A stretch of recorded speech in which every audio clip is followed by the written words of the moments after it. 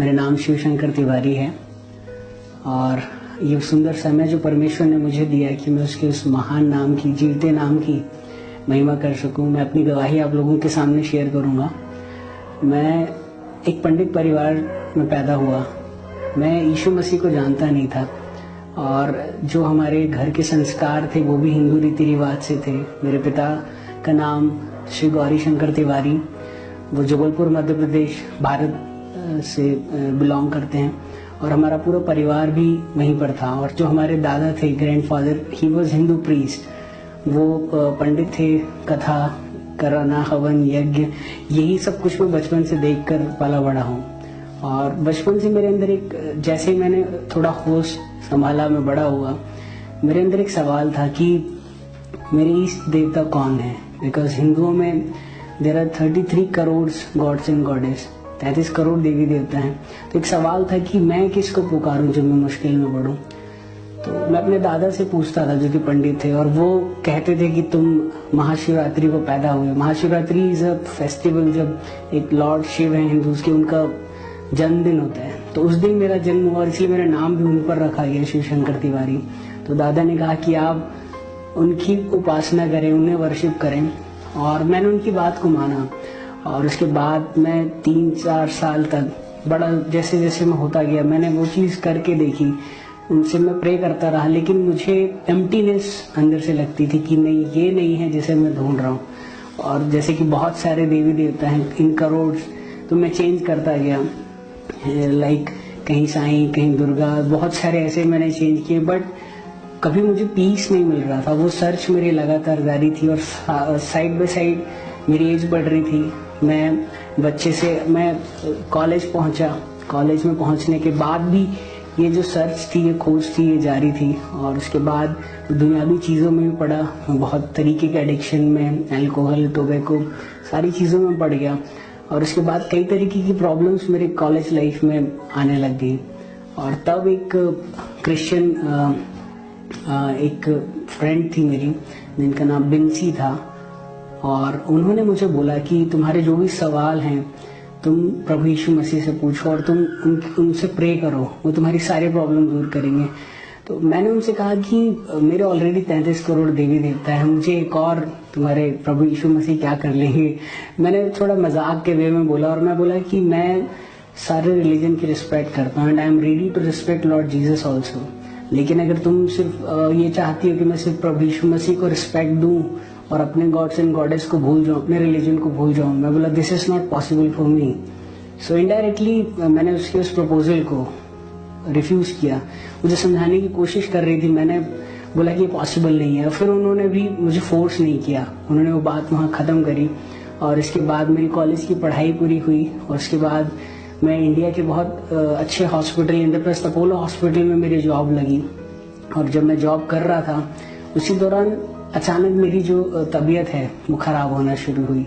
और मुझे इतना वो दिन आज भी जब मैं याद करता हूँ मेरे रोंगटे खड़े होते हैं। वो दिन बहुत ही बुरे दिन थे, लेकिन परमेश्वर की महिमा हो कि उसने उस बुरे दिनों को भी मेरे जीवन के सबसे खुशनसीब दिनों में बदल दिया जब मुझे प्रभु यीशु मसीह मिले। मेरा 10 से 12 किलो वेट घटा और मुझे स्किन में इन्फेक्शन हुए, आज भी कुछ निशान है वो बाकी है, और पेट में इन्फेक्शन हुआ। और मैं मेंटली भी बहुत ज़्यादा डिप्रेस रहने लगा। अगर किसी को डॉक्टर कह दे कि आप 1 महीने में मरने वाले हैं, तो उसकी जो प्रॉब्लम है, उसका जो पेन है, उसके इवन पेरेंट्स भी नहीं समझ सकते एक्सेप्ट लॉर्ड। तो मेरी हालत भी यही थी, मैं रात रात भर रोता था और मेरे अंदर एक सवाल होता था कि मैं मरने के बाद कहाँ जाऊँगा, आई गो टू हेवन और आई गो टू हेवन, हेल, मरने के बाद क्या होता है। बहुत डर था मेरे अंदर। और मैं सबको देखता था, सब हंस रहे हैं, खेल रहे हैं, खुश हैं, लेकिन मेरे अंदर कोई होप नहीं बची थी। मुझे सिर्फ फियर एंड फियर मेरे अंदर समा गया था। और उसके दौरान ही जब मैं बहुत जगह गया, मैं अजमेर शरीफ भी जा चुका, मैं कई गुरुद्वारे गया, मंदिर, कई जगह गया, मैं मुझे कहीं भी छुटकारा नहीं मिल रहा था, कहीं भी मैं चंगाई मुझे नहीं मिल रही थी। फिर वही फ्रेंड जो मुझे कॉलेज में, जिन्होंने मुझे पहली बार यीशु मसीह के बारे में बताया था, उनकी भी जॉब फॉर्चुनेटली प्रभु की सोवरेन विल में उसी हॉस्पिटल में लगी जहां मैं काम कर रहा था। और उन्होंने उस वक्त मुझे बोला कि आप मेरे साथ एक जगह चली है जिसका नाम है जीसस कॉल्स प्रेयर टावर, जो कि उस समय जनकपुरी दिल्ली में था। उन्होंने बोला कि आप वहाँ मेरे साथ चलिए, वहाँ कई मिरेकल्स होते हैं, कई लोग मौत के मुंह से बाहर आ जाते हैं और अद्भुत रूप से हीलिंग्स होती हैं। तो जब इंसान मरता है, मरने वाला होता है, तो वो सारी चीजें ट्राई करता है, तब ये रिलीजन सामने नहीं आता। फिर तो ये होता है कि आप मुझे कहीं भी ले जाओ, बस मेरी जान बचनी चाहिए। तो मैंने भी सिर्फ एक्सपेरिमेंट वे में कि मुझे बचना था, मैं ट्राई करने के लिए गया। मैं बोला ठीक है, मुझे कहीं भी ले चलो, बस मेरी जान बच जानी चाहिए। और तब वो मुझे लेकर गई जीसस कॉल्स प्रेयर टावर। और मैं जैसा कि देखता आया था टेम्पल्स, मंदिर, मूर्तियां, मैंने सोचा कि कुछ मंदिर जैसा होगा, आइडियल्स होंगे, लेकिन ऐसा कुछ भी नहीं था उस जगह।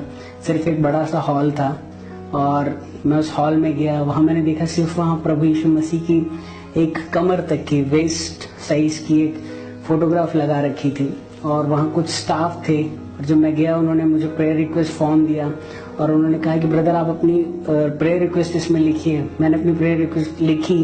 फिर एक प्रेयर वॉरियर मेरे पास आए बाइबल लेकर और उन्होंने मुझसे कहा कि ब्रदर आप डरिए मत, आप परमेश्वर पर विश्वास रखिए, प्रभु आपको ठीक कर सकते हैं। लेकिन जब आदमी मरने वाला होता है तो बहुत चिड़चिड़ा हो जाता है, उसे किसी भी चीज पर विश्वास नहीं होता, कुछ भी अच्छा नहीं लगता है।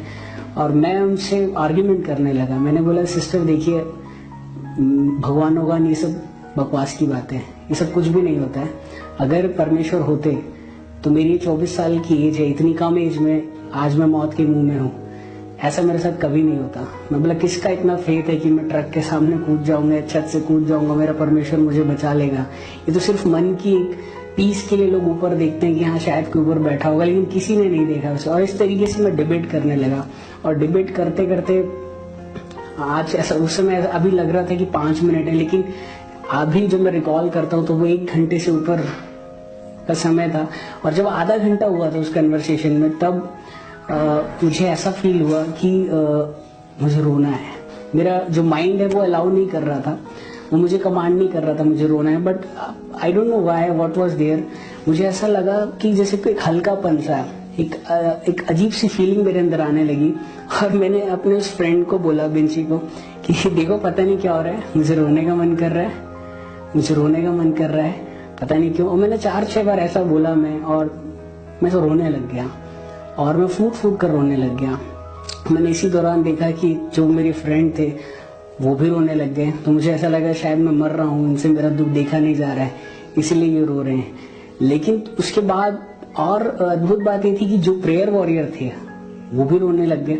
मैंने बोला ये तो मेरे रिलेटिव नहीं है, फ्रेंड नहीं है, ये क्यों रो रहे? और हम तीनों रोने लग गए। और कुछ अजीब सी ही वहां पर मैं कह सकता हूँ कि एक फीलिंग हो रही थी, कुछ सुपर नेचुरल था जो कि आज तक मेरी लाइफ में नहीं हुआ था। Then I started crying more and more. और जैसे जैसे मैं रो रहा था, साथ में मैं रिपेंट करने लगा, मैं अपने पापों की क्षमा मांगने लगा। मैं बोला प्रभु मुझे माफ करिए, मुझे बचा लीजिए, मैं मरना नहीं चाहता। और मैं पापों की क्षमा मांगने लगा। और जैसे जैसे मेरे आंसू निकल रहे थे, मैं इस चीज को फील कर सकता था कि मेरी जो बीमारियां हैं वो मेरे आंसुओं के साथ मेरे शरीर से बाहर जा रही हैं। और मैं उस चीज को महसूस कर सकता था कि अब मैं चंगा हो रहा हूँ। एक विश्वास मेरे अंदर आ रहा था, एक एश्योरेंस मेरे अंदर आ रहा था। और जब रोते रोते मुझे करीबन 1 घंटा हो गया, और तब जैसे कि कोई मुझसे बात कर रहा है, कोई मुझसे कह रहा है कि अब तू चंगा हो चुका है और तुझे मैंने अपना लहू दे के चंगा किया है। और जब मैंने ये चीज सुनी तो मेरे अंदर खुशी का ठिकाना नहीं था। लेकिन इससे भी बड़ी बात जो कि मेरे जीवन में होनी थी वो बाकी थी। और इसके बाद जैसे कि कोई मुझसे कमांडिंग वे में कह रहा है open your eyes, open your eyes. और जैसे कि हमने हिंदू रिलीजन में सुना है, हम सुनते आ रहे हैं बचपन से कि परमेश्वर को देखने के लिए खूब तपस्या करनी पड़ती है, खूब गुफाओं में जाकर वर्शिप और बहुत प्रेयर फास्टिंग करनी पड़ती है। लेकिन ऐसा कुछ भी नहीं था।